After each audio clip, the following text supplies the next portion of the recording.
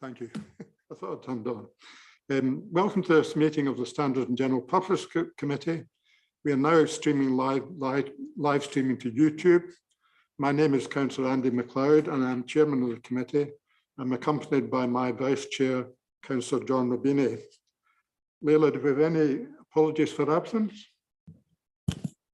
Yes, we have apologies from Councillor Joan Hegan, who is Godalming Town Council Co-optee. Thank you, Leila.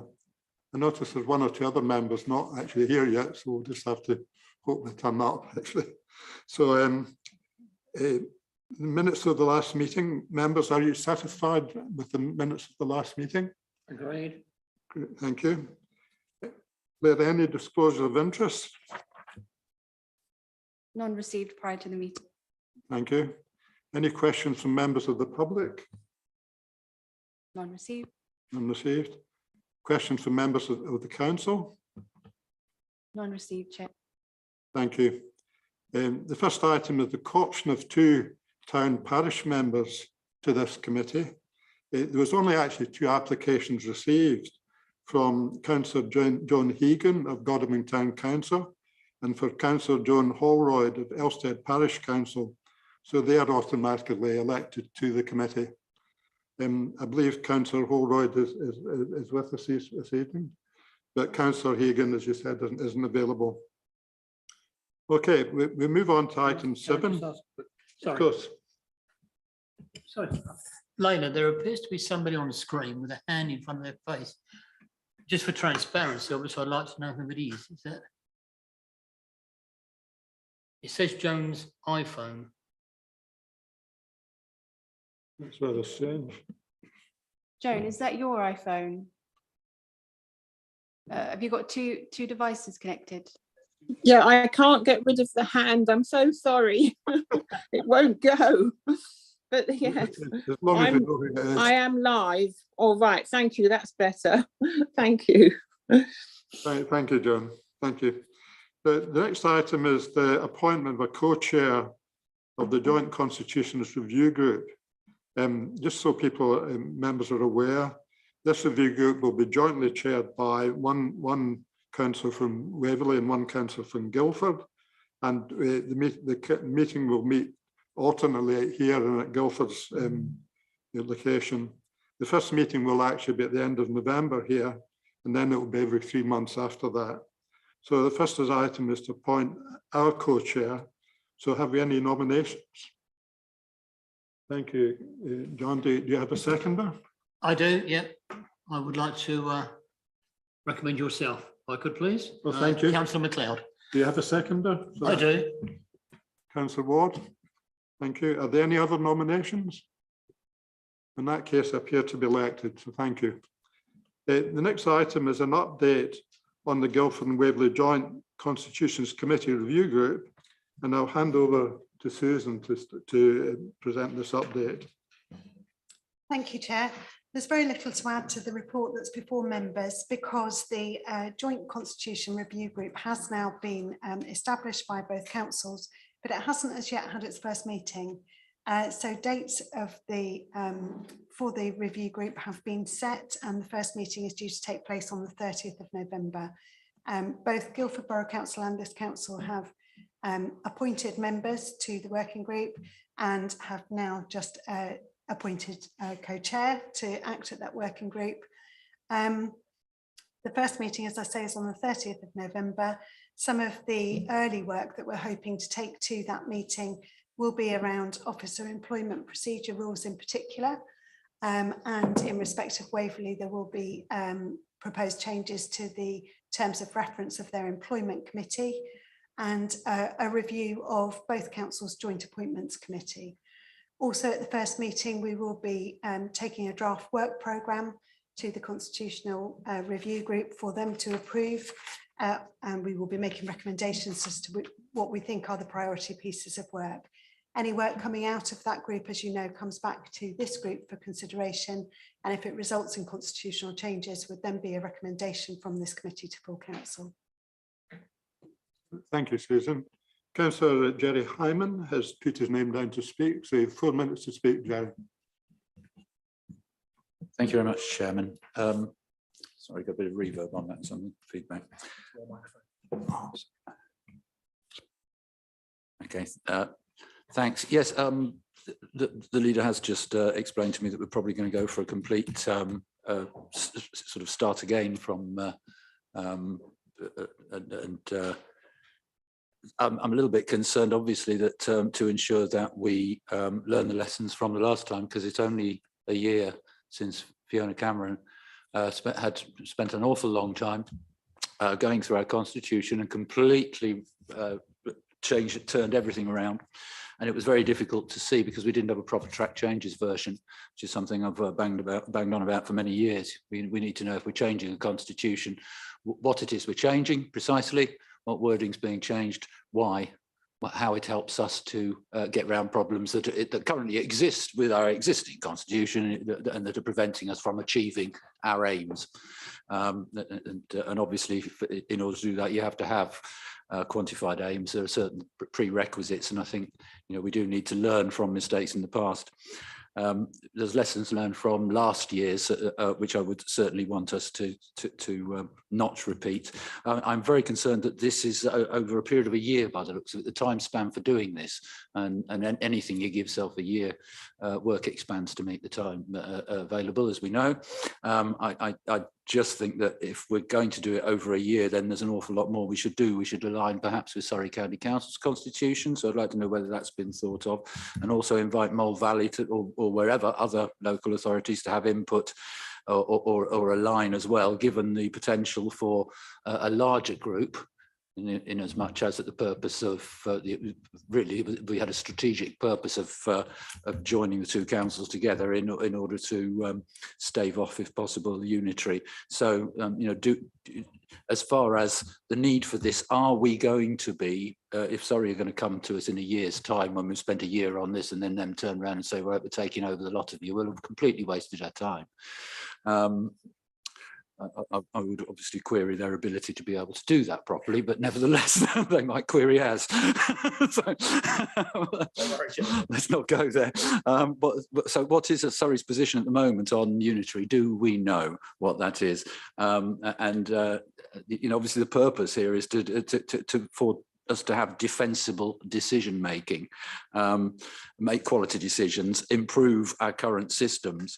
So I would very much like this committee to agree to complete transparency and openness, so track changes throughout, and if possible, all members to be able to attend, not necessarily to participate because it's, I think, a working group, but to be able to attend or have recordings of the meetings so that we know where we're going. This has been done over a year. It's going to be very difficult for people to keep up, and you're going to have to see what we talked about 3 months ago in order to be able to remember for that meeting that's up in front of us. 3 months is too long between meetings like this, I think, to be able to remember what you did last time and why. But anyway, it does say at the end of this, I think it's in the officer report, it calls it the Joint Construction Review Group. If you can confirm that isn't a just read the very end of it, of the officer report. And I think the appendix 3 at the top calls it the CRGA in the terms of reference rather than the JCRG. And we don't want to have lots of different names and whatever. If we can just confirm what we are, or whether those are just typos and not worry about them, or whether we've got something else there that we don't know about. Is there a joint construction review group? Okay, but I mean, obviously, as far as I'm concerned, the most important thing here is the duty of candour, is legal duty, which binds us, and that we need to ensure that our constitution does include that, to make so that all our residents can be assured of it. Thanks. Thank you, Jerry. I'll just ask Susan to confirm that it's not the Joint Construction Review Group. Thank you, Chair. No, clearly it's the Joint Constitutions Review Group, and there appears to be an officer has made a typo in the report. That's all. Thank you. If I could just clarify one point, that I think Councillor Hyman said that the whole constitution would be reviewed in a year.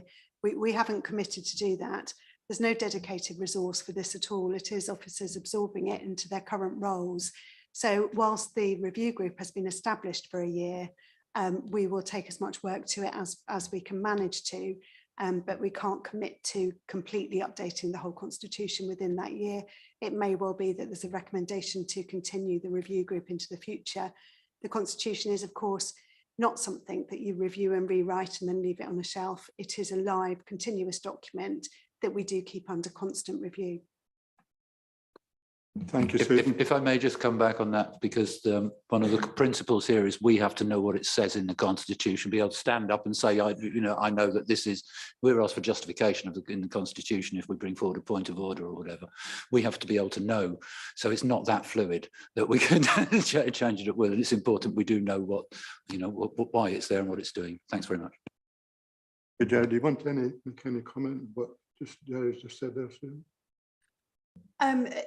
Not really, Chair, other than to just reiterate that that's why we have a member working group. So the members that have been appointed to that working group from Guildford and Waverley will have complete transparency, and that they will bring recommendations to this committee, which is obviously open to the public. All councillors can attend and participate in this committee before anything is recommended to council. So I think transparency is at the heart of the work. Thank you, Susan. I'll just respond quickly, Jerry, to your comment or concern about Surrey County Council. I'm a Surrey County councillor, as is the leader. There's no prospect in the immediate future of a unitary council at Surrey. And the thing they're focusing on is trying to get a county deal. And that's a big enough job in itself. A county deal is a very much reduced thing from a unitary authority. A unitary authority, the way the government views them, requires an elected mayor or an elected leader, and even the leader of Surrey doesn't want to see that happen, actually. So, and I don't think there's any immediate prospect, and if it ever happens, it'll be several years away. There'll also be a big debate about whether Surrey should have one unitary or a number of unitaries, Jerry. So I wouldn't worry about the Surrey issue in that sense. The other thing I'll say actually is that in terms of the concern about how long this is all going to take, and the fact we only did something a year ago, I'm aware that the leader and the executive are very anxious to review the Constitution. They believe there's a lot of reasons to do it. And for that reason, I'd actually ask the leader if he'd like to respond. He's not a member of the committee, but he is actually a member of the review group. We can co-opt people to the review group who aren't actually members of this committee. And the leader is one of the 4 members from Waverley. So I'm going to use my discretion as chairman, just to ask him to comment. I think it would be helpful to the committee and for yourself, Jerry, to hear what the leader has to say. Thank you, Chairman. Just to confirm the Chairman's comments regarding Surrey County Council, a level 2 county deal is the maximum that they seem to be able to pursue at the present. I've had no indications to the contrary from the leader of the county or from anybody else that they're seeking anything else, and I don't think the government could deliver anything more than that in the present time frame that they've got. I mean, I don't want to jump to the work of the committee itself, so I'm just going to phrase this as what I will be supporting in that committee when the time comes. I don't think the idea of having 2 constitutions for 2 councils that are so completely different is particularly helpful in terms of trying to manage 2 councils working together going forward. And so I will certainly be a proponent of the idea that we revert to the LGA model code as a base for both councils and build up from there, rather than trying to amend 2 very different, very organically created over time documents, one at Guildford and one at Waverley. In terms of the actual workload of that committee and the resource that the council and Guildford Borough Council can put to it, obviously that will be something that has to be established and resourced when we know what sort of workload it's going to get. I would obviously also be advising against the adoption of the Surrey Constitution, because it again is just a separate document that has organically grown over time. It also has its issues as well. So really a 3rd document with similar issues being appended to it, probably unwise. And while there has been some discussion about future potential collaboration partners in the round, I think we're a very, very, very long way off, and I would be very reluctant to go and speak to, say, the leader of Mole Valley or others. And I certainly won't mention the W Council about working with others beyond Guildford. It's complicated enough getting Guildford and Waverley aligned in a harmonious way. So from that point of view, I would like it to also encourage that group and the chairman to support this, hopefully as well, that we do try and make sure that it is as transparent a group as possible, that we do make sure that track changes versions are available. Obviously, a new constitution won't actually be enacted until one is completely written and has been through the process of standards committee and full council. So up to that point, The currently valid constitution is, of course, still your rule book. So you don't really have to kind of worry what the other one, what any new document may or may not say up until the point that it's adopted, at which point you will obviously then need to. The other question I had for monitoring officer, just to conclude, Chairman, thank you for indulgence, is just, I think members should be able to attend that and observe if they wish to. I'm not sure whether it's covered by the executive working group protocol. I don't think it is, because it's a subject of standards. So I think it'd be at the discretion of the group. But I do think it's a good idea that we let members observe. With that, okay, well, I hope that's helped Jerry overcome some of your concerns. But let's throw open now to other members of the committee who would like to speak. No one. Okay, so it sounds as if we're all happy for the thing to proceed. Jerry, just quickly, as I allowed the leader to speak, do you have any final comments you'd like to make?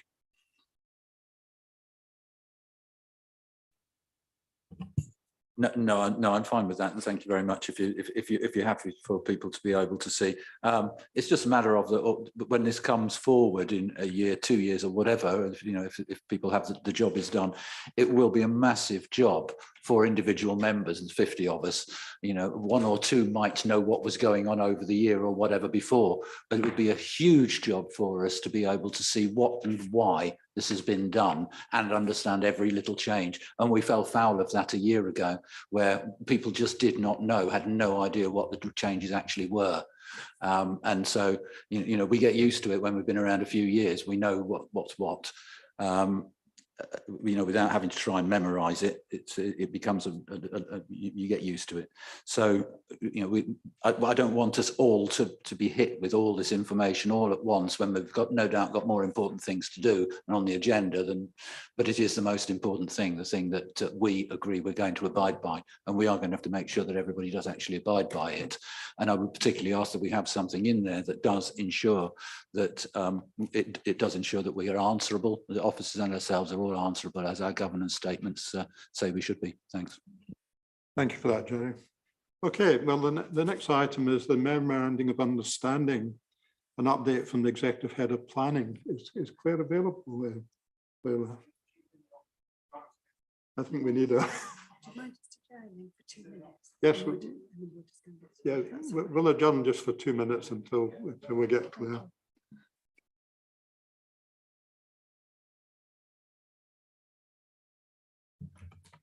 I could just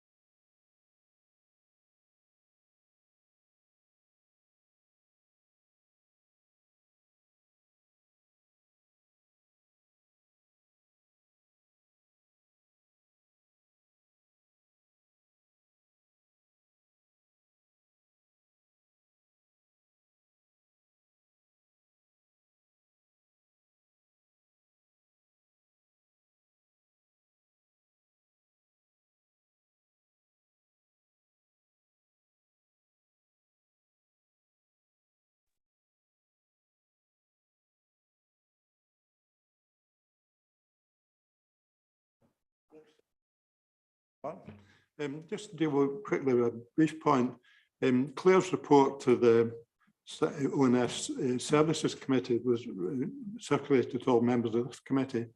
Now, I think you were concerned, Councillor Goodrich, you hadn't received it.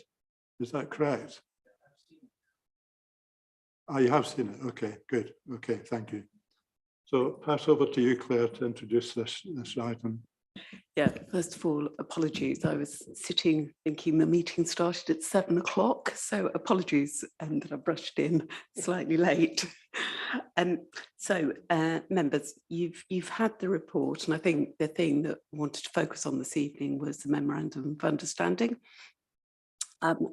Following our committee in July, a email went to all councillors asking for further suggestions of what might be in the memorandum of understanding between officers and members. Some suggestions were received, and those are set out in the report to committee. Members, I have now discussed this with all my officers, so the permanent staff and our contract staff. They're all very positive about the suggestions that were put forward in the report, and I will invite you to make comments or further suggestions. Thank you. Thank you, Claire. 3 members of this committee are actually on the ONS Services Committee, so that's Councillor Rubini, I think Councillor Long and Councillor Janet Crow as well. So you've already heard a debate at the ONS committee. And I watched that online myself, and I thought it was a pretty interesting debate, and the thing seemed to go quite well. So it's over to members here if they want to make any comments. Councillor Ward. Thank you, Chairman. I just have a few quick queries. Having a surname beginning with W, I like to start at the back of the alphabet and work backwards. Could we look at Appendix 2, the 3rd bullet point? I'm not quite sure whether that means officers will contact ward councillors as soon as possible to confirm that a planning application will be considered by committee, or whether it means that the committee will meet as soon as possible. I think it's meant to meet the former, but the wording seems to suggest the latter. I've got another couple of points, but if I could have a quick answer to that, that would be helpful. Yes, what it means is that officers will contact members as soon as possible when it becomes apparent it will go to committee, need to go to committee. Fine, if we could swap that wording round, it would be much clearer. Zooming backwards to 7.13, I don't quite understand R8 taking a more proportionate approach to consultation.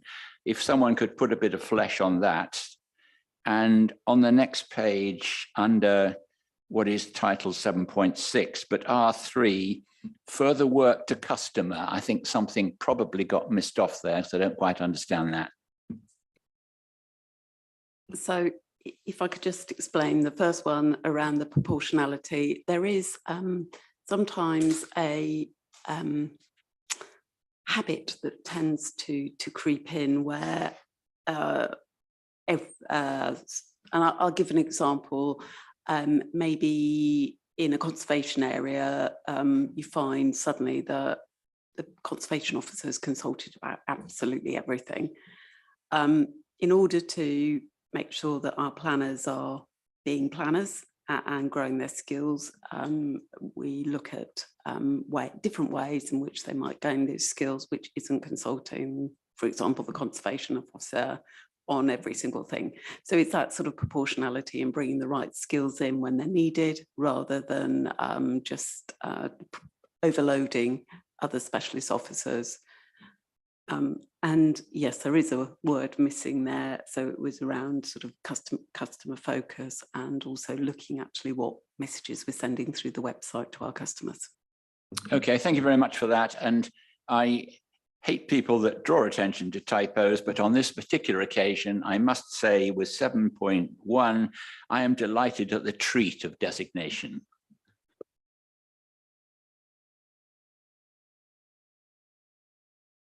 Thank you for that. Yes, it's a typo. Yeah, I apologise. I should have brought you in first. So if you can come in and you have your 4 minutes to speak. No problem at all. I thank Councillor Ward for going through the typos. That's very kind of him to do so for me. from the very beginning, and many times over the past few months, I've raised the issue of the need for a duty of candour. It shouldn't be necessary to have it in this document. I remember that when I saw the document in the, I'm not sure whether it was services or resources ONS papers, I did think to myself that could be worded an awful lot better. There was a large chunk of one and there were a few bits and pieces, but the most important thing, if you've got a memorandum of understanding, is to have something in there whereby people are held to it. If you're not held to it, if there's no answer, if people aren't answerable, then you know, what's the point of having it in the first place? It's like with the duty of candour, that it is a legal principle.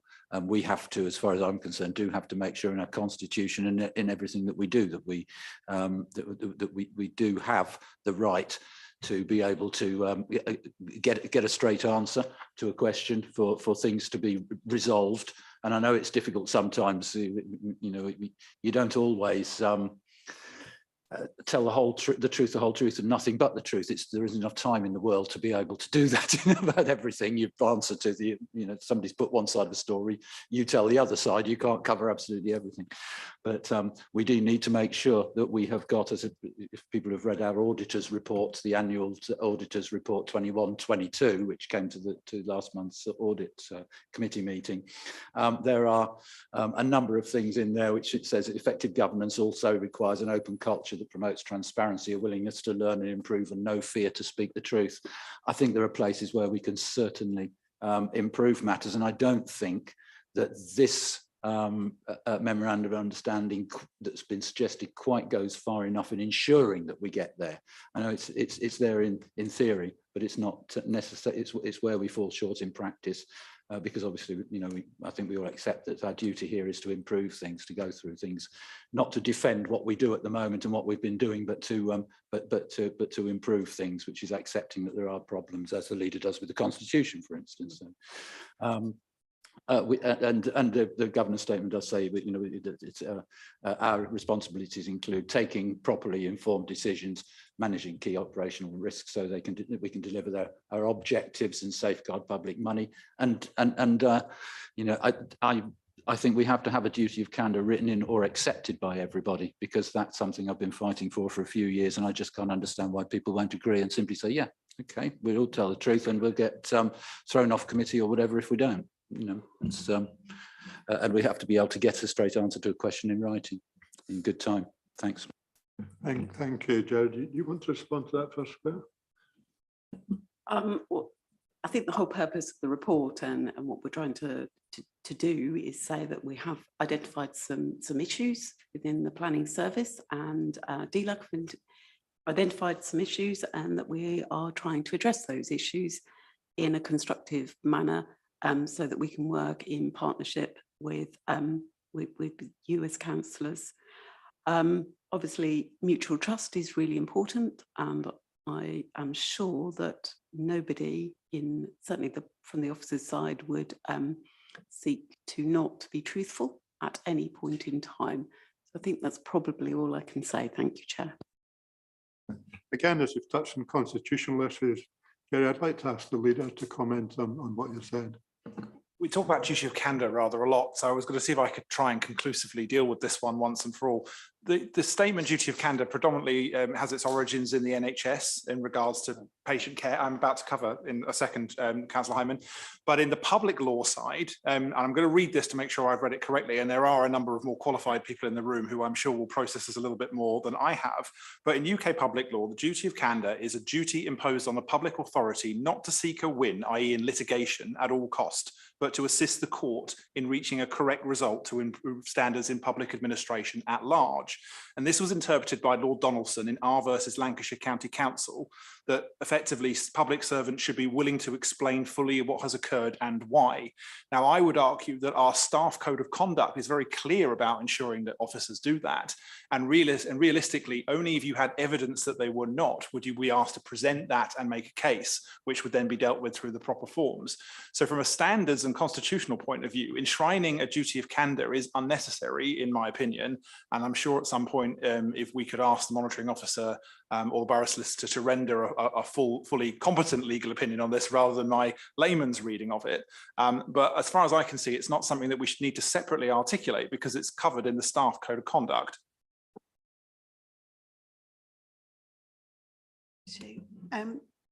Through you, Chair, I completely agree. The Officer Code of Conduct does cover exactly the sort of conduct that you're talking about. Also, I would add in terms of litigation cases that all qualified solicitors are officers of the court, and that actually overrides any of their other duties to an employer or otherwise. So when acting in litigation, every qualified solicitor has a professional conduct obligation from their statutory body, the Solicitors Regulatory Authority, to behave in the best interests of the court, to be transparent and owe that duty of honesty to the court.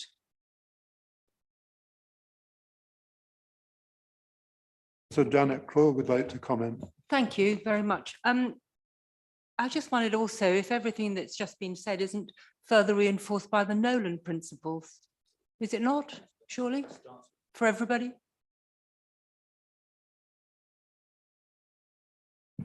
Yes, Chairman, firstly dealing with another typo that Jerry hasn't found, which is 7.6 line 3, councillors were contracted. Well, I think we were contacted, so he missed that one.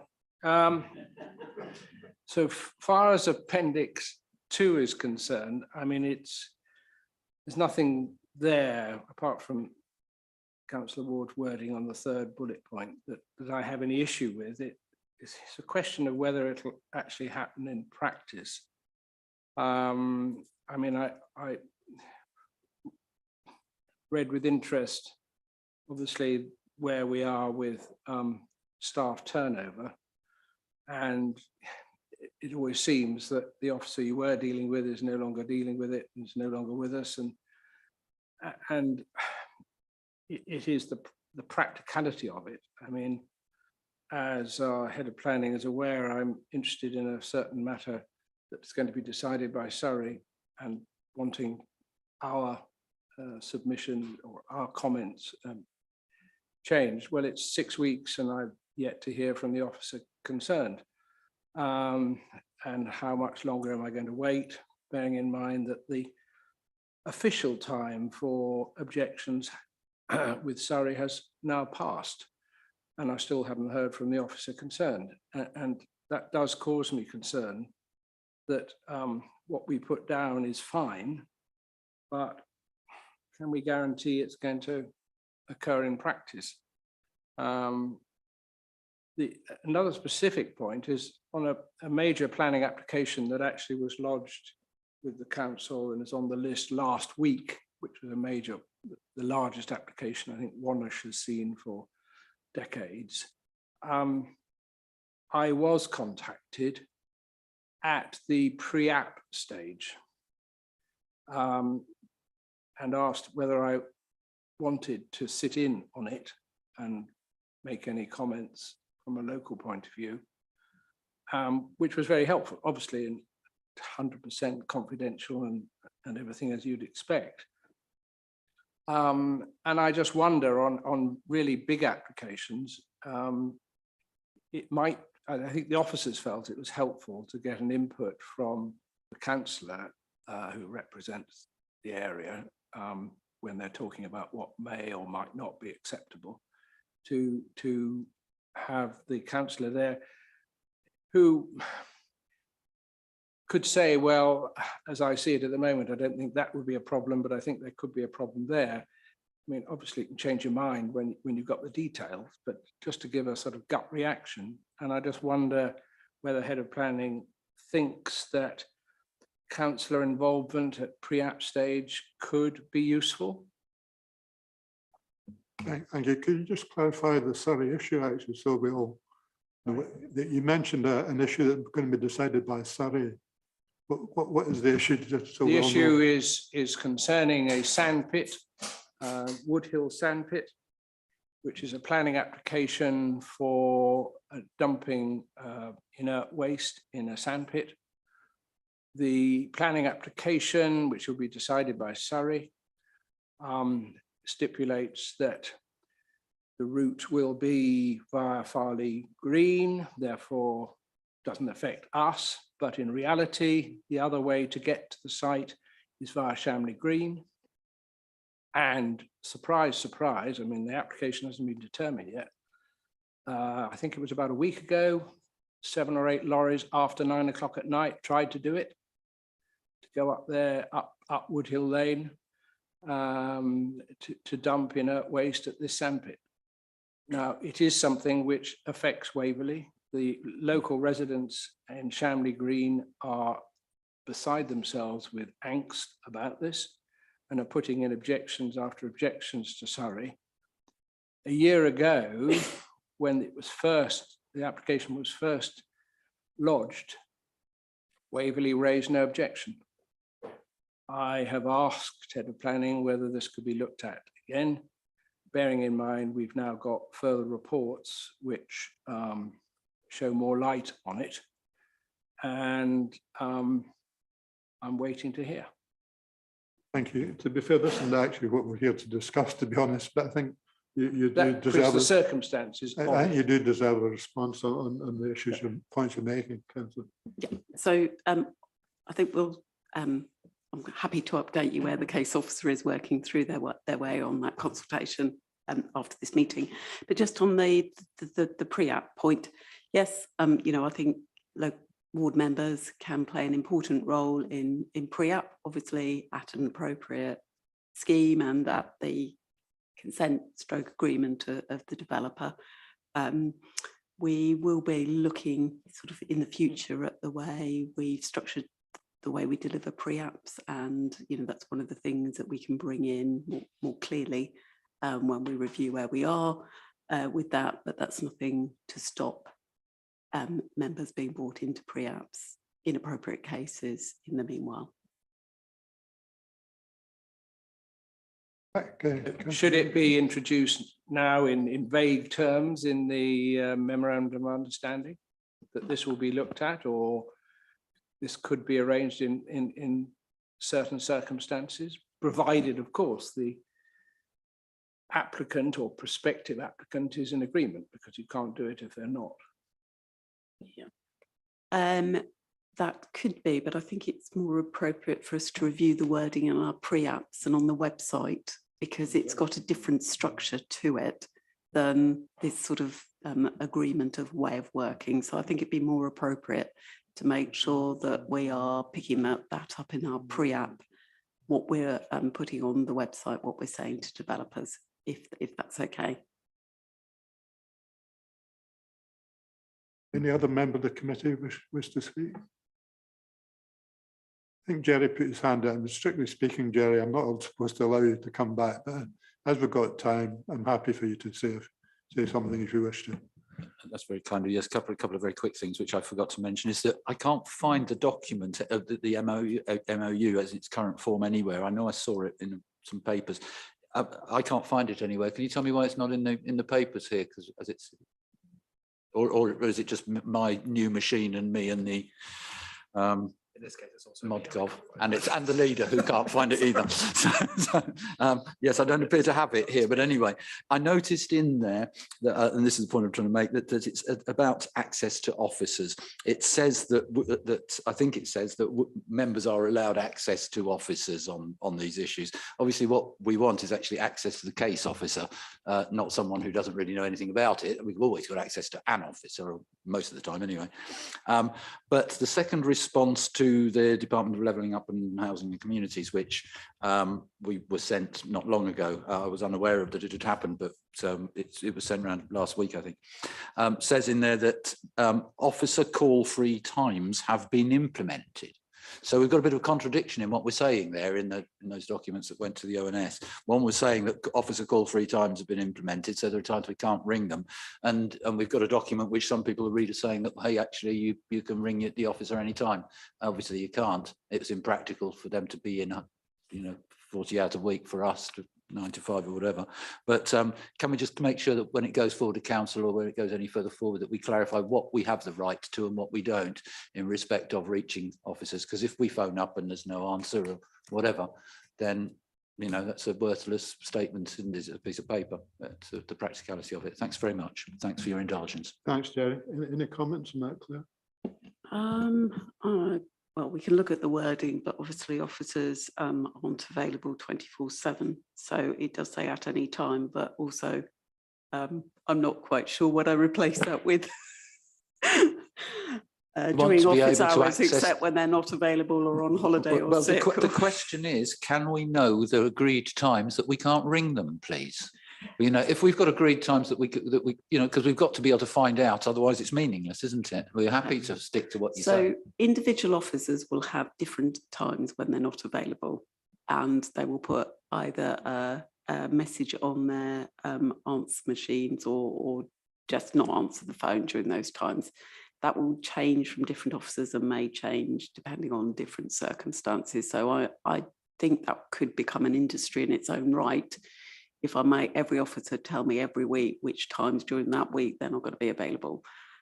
We have an answer machine service on the phones, and officers are actively encouraged to return calls that are made. So I think whilst I'm happy to say during normal, if we amend the memorandum of understanding for clarity to say during normal office working hours, and then maybe say they'll return your call if they're unable to answer your call, because even if they're not in call free time, they might be on another phone in another discussion, etc. Thanks for that, Claire. Councillor Goodrich, you want to come by? Yeah, well, I think Head of Planning has anticipated what I was going to say. So I was going to say, rather than any time to put in the words during normal office hours, because it's ridiculous to ring them up at 2 in the morning, and to have something about return the call within a period. And on a practical basis, have we got all the direct lines for all the planning officers? I don't think I've got it. So if I wanted to contact a certain planning officer, I don't think I've got their direct line. And it seems to me all councillors should have the direct lines for every planning officer in the department. If you've come to Outlook in the council system, you can, there's a people section where you can get the contact number of every officer. But of course, when somebody's working at home, it doesn't always go through to their home number and that sort of thing. But perhaps that's something we could look at separately, Claire. Yeah, I mean, I'm quite happy to. We've got the name of all the current officers, to get someone to just put a telephone number against each officer and just circulate it to all members. Could I just ask Claire's advice on something? We've actually agreed, if you like, two things here. One is the Joint Constitution Review Group, and secondly, the Memorandum of Understanding. Do either of these things have to come to the full council, Claire, or is it just good enough that this committee agrees them? Chair, certainly the first item doesn't need to go anywhere else. It was simply an update report and there was no decision to be made. Right. I'm not sure Claire might be able to help with the second item, whether it is going to form part of the constitution and be a constitutional document, in which case it probably should be recommended to full council as part of the change to the constitution. If it's merely a protocol or a guidance document, then that's probably not necessary. I think my intention was that it was a guidance one, and that in that way it could be a little bit agile. If we thought that things needed to be added at a later date, then it enabled us to do that and respond to changes in circumstance. That's Claire's view. That I think that's the position we should take. So it's a guidance document. I think myself it would be a very useful document, actually, particularly for new members, actually. I'll just make a more general comment. I think the things that have changed on the planning committee seem to be working pretty well. I've actually watched every meeting since we agreed the new structure, and I attended one as a substitute. And as far as I can see, the new arrangements are working well. And we've got one or two members here of the planning committee. If anyone wants to comment, it'd be helpful for them to do so. No, I agree exactly what the chairman's saying. I'm a member of the planning committee. There were a lot of scare stories going around before the actual reenactment. I found they are efficient, they're fairly quick. We haven't had that many coming up to the planning committees, but those that do, we deal with fairly quickly. And an hour is now the general sort of time for a planning committee, as opposed to 3 hours or whatever it was before. So I'm very happy with the way it works. And certainly the ward councillors being able to speak before and afterwards just does seem to be liked.